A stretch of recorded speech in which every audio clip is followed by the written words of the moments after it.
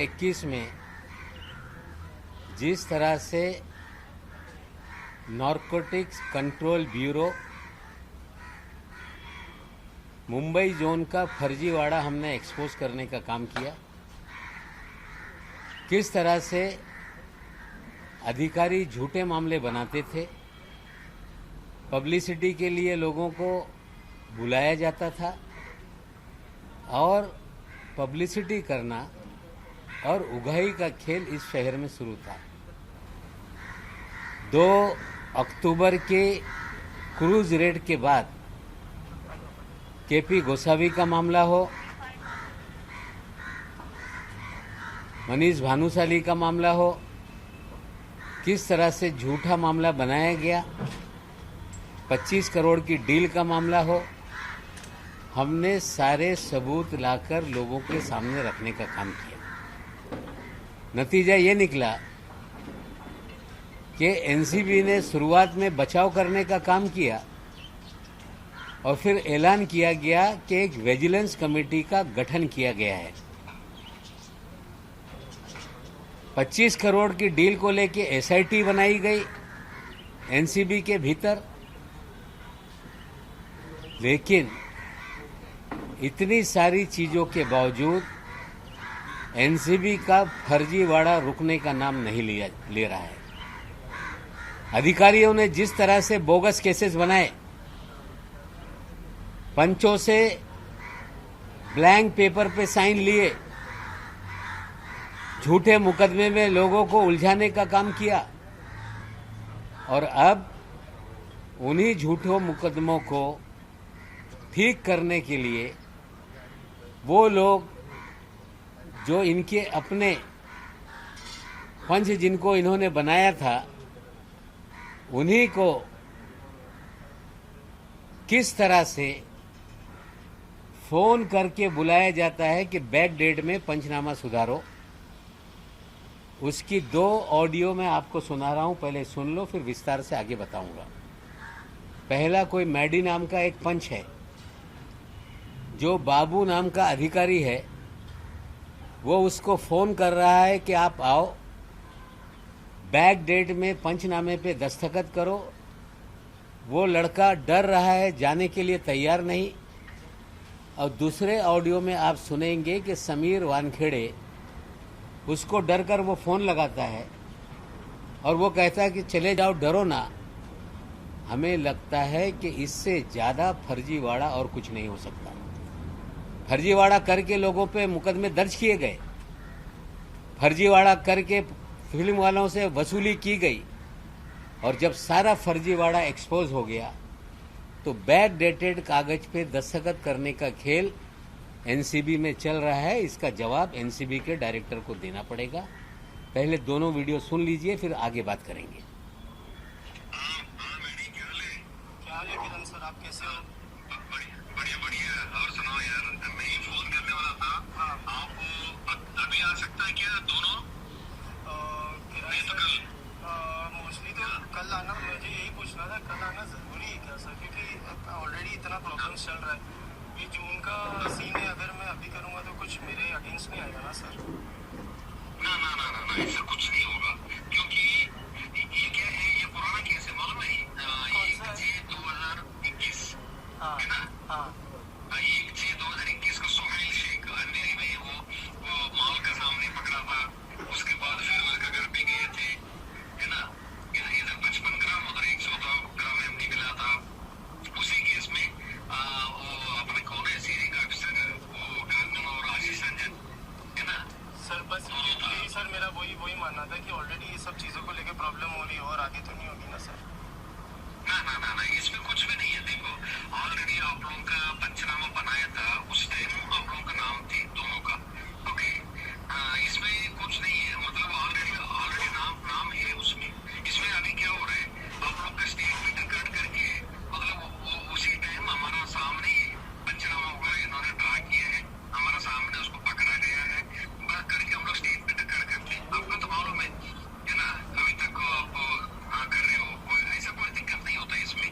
मतलब हमारा सामने कभी भी कोर्ट में आप बुलाएंगे ना, evidence at the time of evidence, आप कितना ही बोलना मेरे सामने। 2 ऑडियो मैंने आपको सुनाया जिसमें मैडी नाम का कोई लड़का है, जिसे किरण बाबू नाम का अधिकारी है, कोई मामले में पंच था, उसे बुलाया जा रहा है कि पुराने डेट में आकर आप पंचनामा बदलो।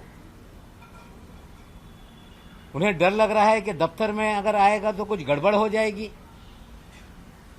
कहा जा रहा है कि बाहर मिलके हम लोग पंचनामा बदल लेंगे। लड़का वानखेड़े से बात करता है, कोई डरने की बात नहीं, साइन कर दो। क्या एनसीबी का फर्जीवाड़ा अभी भी बंद नहीं हो रहा है? क्या एनसीबी के वरिष्ठ अधिकारी इस फर्जीवाड़े में शामिल है? पिछले 1 साल से मुंबई शहर में फर्जीवाड़ा करके फर्जी मामले बनाए गए, हजारों करोड़ की वसूली की गई। हवाले के हमने सारे सबूत पेश करने का काम किया और एनसीबी ने कहा कि विजिलेंस जांच होगी। क्या हुआ विजिलेंस जांच का? एसआईटी का गठन किया गया, एसआईटी का क्या हुआ? क्या वसूली के खेल में क्या पूरा महकमा शामिल है क्या? और जब हमने फर्जीवाड़ा एक्सपोज करने का काम किया, अधिकारी के घर वाले हमारे खिलाफ कोर्ट में गए, मानहानि का दावा दायर किया, हमें बोलने से रोकने का प्रयास किया गया और हमने मानहानि के दावे में कोर्ट का आदर करते हुए वो सारे मामले कोर्ट के अलावा हम कहीं नहीं बोलेंगे। लेकिन उसी ऑर्डर में हमने स्पष्ट रूप से पूछा था कि अगर एनसीबी या केंद्रीय एजेंसियां कुछ गलत करेगी तो मुझे उस पर सवाल खड़ा करने का अधिकार है। ये मामला पंचनामा बदलने का है और हम पूछना चाहते हैं कि इस मामले को लेके डीजी एनसीबी क्या कार्रवाई करेगी बाबू पे, क्या कार्रवाई करेगी समीर वानखेड़े पे। हम पूछना चाहते हैं कि स्मगलर के जरिए पीआर एजेंसी लगाई जा रही है, ड्रग पेडलर के जरिए लाखों रुपया पीआर एजेंसी पे खर्च करके खबरों को प्लांट किया जा रहा है। 1 तारीख के दिन एक खबर टाइम्स ऑफ इंडिया में छपी कि समीर खान के खिलाफ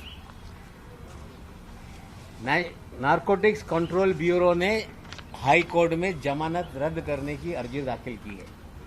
अच्छी बात है, एजेंसी का अधिकार है। कोई भी जजमेंट आ जाए, उन्हें नहीं पसंद है तो उसके खिलाफ वो अपील दायर कर सकते हैं। रिया चक्रवर्ती के अंदर सुमित चक्रवर्ती के मामले में पिछले 1 साल से अपील पेंडिंग है। समीर खान के खिलाफ आपने अपील दायर की, कोर्ट से कागज निकलता तो बेहतर था। लेकिन जिस तरह से ये अनसाइंड पीआर एजेंसीज ने एनसीबी का जो प्लिंथ है उसे सर्कुलेट किया, इसका मतलब कहीं ना कहीं मेलेफाइड इंटेंशन से पब्लिसिटी करने का खेल शुरू है। एक और इसमें गहरा मुद्दा निकलता है। मैं आपको जोगले करके ऑर्डर की कॉपी सर्कुलेट करता हूं। पूरी तरह से फर्जीवाड़ा करके लोगों को फंसाया गया, ये ऑर्डर में स्पष्ट है। हमने ये मानहानि के मामले में भी इस चीजों को रखने का काम किया। जिस दिन जमानत हुई उसके बाद से लगातार कहा जा रहा था कि हम जमानत कैंसिल करने के लिए जाएंगे, और मैं जिम्मेदारी से बोलता हूं कि इसमें भी पूरी तरह से मुझे डराने का प्रयास किया जा रहा है। हम पूछना चाहते हैं कि मैन एक्यूज करण सजलानी है, 6 आरोपी हैं, सिर्फ समीर खान के खिलाफ क्यों ये अपील दायर की गई? जो करण सजलानी है, जिसके यहां से माल पकड़ा गया, जो सो कॉल्ड गांजा कहा जाता है, तंबाकू था, उसके खिलाफ अपील दायर नहीं की गई। राहिला फर्नीचर वाला के खिलाफ अपील दायर नहीं की गई। सिर्फ समीर खान के खिलाफ अपील दायर करके पब्लिसिटी का खेल शुरू हो गया। हम न्यायालयीन लड़ाई न्यायालय में लड़ेंगे। हमने मामला क्वैश करने के लिए भी हाईकोर्ट में डाला है। और जिस तरह से कागजात में कहा जा रहा है हाईकोर्ट में कि 84 KG so called positive report में आया है, इसी एजेंसी ने लोअर कोर्ट में लिख कर दिया है कि 1 किलो 100 ग्राम पॉजिटिव है, लेकिन जज ने उसे भी नहीं माना, सिर्फ 7 ग्राम का मामला था। हमें लगता है फर्जीवाड़ा का मर्यादा पार की जा रही है। अगर एनसीबी बहुत ही प्रोफेशनल एजेंसी है तो उन्हें बताना पड़ेगा कि अकेले सिंगल आउट करके समीर खान के खिलाफ क्यों अपील में गए, करण सजलानी के खिलाफ क्यों नहीं? क्या हमें डराया जा रहा है? उन्हें समझना पड़ेगा कि नवाब मलिक डरने वाला नहीं, तुम्हारे फर्जीवाड़े को पूरी तरह से खोलने का काम करेगा। पिछले 1-2-4 दिनों से जिस तरह से खबरें प्लांट की जा रही है, समीर वानखेड़े खबरें प्लांट कर रहा है कि मैं एक्सटेंशन नहीं मांग रहा हूं, मैं 3 महीने छुट्टी पे जाने वाला हूं। मेरी जानकारी है कि दिल्ली में लॉबिंग की जा रही है। 31 तारीख को एक्सटेंशन खत्म हो गया, रिलीफ क्यों नहीं किया गया? 31 तारीख को एक्सटेंशन खत्म हुआ तो उसको एक्सटेंड क्यों नहीं किया गया? अनडिसाइडेड किसी अधिकारी की पोस्टिंग क्यों पेंडिंग है? मेरी जानकारी है कि भारतीय जनता पार्टी के महाराष्ट्र के बड़े नेता एमएचए में लॉबिंग कर रहे हैं कि एक्सटेंशन दिया जाए। और मैं मुझसे पूछना चाहता हूं कि नेगेटिव रिपोर्ट भेजी गई है, अधिकारियों ने लिखा है कि फर्जीवाड़ा करने वाला अधिकारी है। पूरी तरह से गलत तरीके से केसेस को डील किया गया, गलत तरीके से लोगों को फ्रेम किया गया। और ऐसी रिपोर्ट के बावजूद महाराष्ट्र के कुछ प्रभावशाली भारतीय जनता पार्टी के नेता एक्सटेंशन दिलाने के लिए मिनिस्ट्री ऑफ होम अफेयर्स में लॉबिंग कर रहे हैं। फाइल चल रही है, अंतिम निर्णय नहीं हुआ और अंतिम निर्णय के लिए जा रही है। जाए, एक्सटेंशन दे, लेकिन एक्सटेंशन देने से उगाही के खेल में कौन कौन शामिल है, कम से कम उसको भी एक्सपोज करने का हमें मौका मिलेगा। आज मैंने कुछ चीजें आप लोगों के सामने रखी, किस तरह से फर्जीवाड़ा करके बैक डेटेड पंचनामा बदलने का खेल किया जा रहा है, किस तरह से समीर वानखेड़े भी उस खेल में शामिल है, किस तरह से हमारे दामाद के खिलाफ सिंगल आउट करके अपील दायर की गई। एजेंसी का अधिकार है, हम लड़ेंगे। किस तरह से करण सजलानी ने जब पहले दिन गिरफ्तारी हुई थी, ब्लैंक पेपर पे साइन किया गया, उसका जवाब आज तक उन्होंने नहीं दिया। स्वयं उन्होंने लिख कर दिया है लोअर कोर्ट में कि 101 केजी 100 ग्राम पॉजिटिव है, जो कि रिपोर्ट में 7 ग्राम है। अब कह रहे हैं अपील के अंदर कि 84 किलो है। इनका फर्जीवाड़ा जनता में भी एक्सपोज करेंगे, इनका फर्जीवाड़ा कोर्ट में भी एक्सपोज करेंगे। और जिस तरह से फर्जीवाड़ा हुआ है मानहानि के केस में कोर्ट में साबित करेंगे।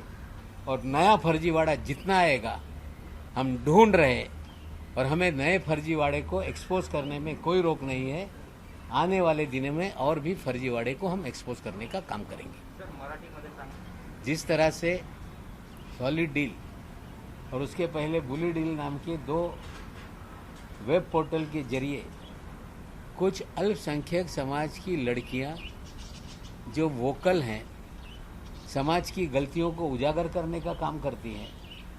एजेंसीज हो, प्रशासन हो, सरकार हो, उनके खिलाफ निर्भीक तरीके से अपना मत रखती हैं।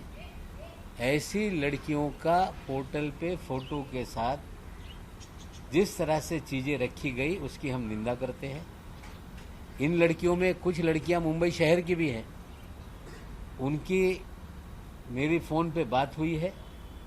मैं स्वयं गृह मंत्री जी को पत्र लिखकर इन पे कार्रवाई करने की मांग करूंगा और मुकदमा दर्ज करके जो लोग इसके पीछे हैं, वो चाहे कितने बड़े क्यों ना हो, क्यों ही उसका कोई पॉलिटिकल अटैचमेंट क्यों ना हो, सभी लोगों पे कार्रवाई करने के लिए हम पूरी तरह से गृह मंत्रालय के माध्यम से प्रयास करेंगे।